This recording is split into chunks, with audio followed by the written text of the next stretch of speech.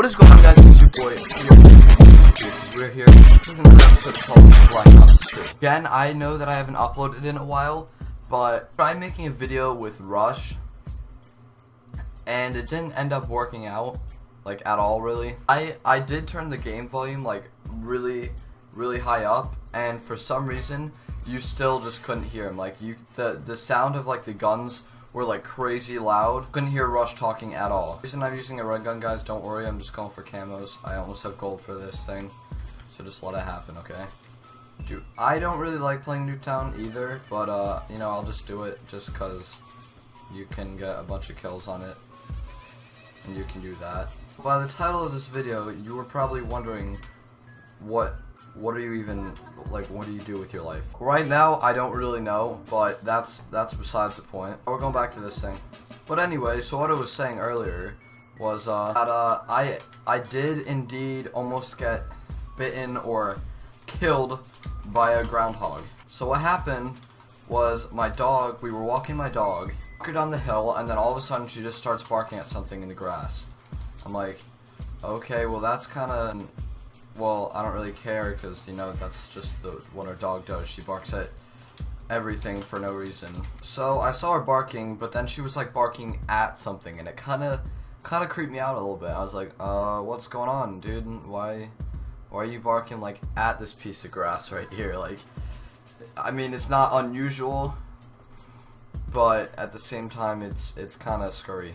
So I walk down to the grass and I just see this groundhog. I'm like, okay. I just thought nothing of it because it was just a groundhog, and I was like, oh look, a cute little groundhog. And then it did this like sound. It like gnawed its teeth together. I actually couldn't handle it. So I saw this groundhog. I was like, oh crap, dude. This thing's trying to kill me. It's like standing its ground. Dog ran past it, you know, not thinking anything of it, and like I was like, dude, you're gonna die, what are you doing? But it just walks past it, and the groundhog doesn't even say anything to my dog. But then I make a move, you know, to try and walk by it, and this thing starts gnawing its teeth, and like it moves forward like an inch, and I like screamed and I jumped back, dude. I wasn't having none of that. So I stood there because obviously I'm not gonna walk back up a hill, because why would I do that? I'm late. No, son, I ain't about that life. So I just stood there, and I decided to have this little Mexican standoff. So I stood there watching this groundhog, and it was just staring back at me. It was like, you gotta respect them in their natural habitat, you know what I'm saying? Just stood there and I watched the little groundhog, and it was really cute, but I had to be careful at the same time, obviously, because that thing obviously wasn't afraid to bite me. I just stood there, and we just like stood there making eye contact for like 30 seconds, and then all of a sudden the thing runs away. Like, oh, okay.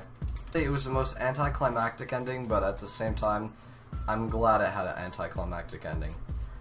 Because as much as the story would sound cool with me saying I got my fingers bitten off, and I attacked the groundhog and I killed it, and I had a fight with it, lost my left eye, no, alright, dude. I wouldn't be liking that. It would sound cool, but would I like that? No.